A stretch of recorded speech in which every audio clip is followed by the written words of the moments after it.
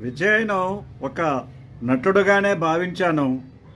నటుడుగా ఉండేటువంటి ఆకర్షణతోనే అతడు తమిళనాడు రాజకీయాల్లో అల్లుకుపోతాడు అనుకున్నాను. కానీ విజయ్ చేసినటువంటి ప్రతిపాదన చాలా బాగుంది.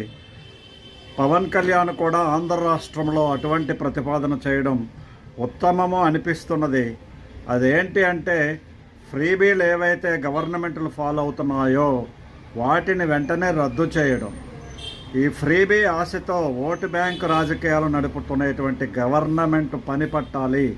అటువంటి గవర్నమెంట్లు మనకొద్దు. అభివృద్ధి కార్యక్రమాలు చేసే గవర్నమెంట్ మనకు కావాలి, పరిపాలన అందించే గవర్నమెంట్ కావాలి అనేటువంటి నినాదం ఏదైతే ఇచ్చాడో ఇది మాత్రం నాకు చాలా బాగా నచ్చింది. తప్పనిసరిగా ప్రతి ఒక్కరూ దీన్ని హర్షించవచ్చు, ఆహ్వానించవచ్చు. రానున్న రోజుల్లో ఆంధ్ర రాష్ట్రంలోనూ మరికొన్ని రాష్ట్రాల్లోనూ కూడా ఈ ఫ్రీబీలు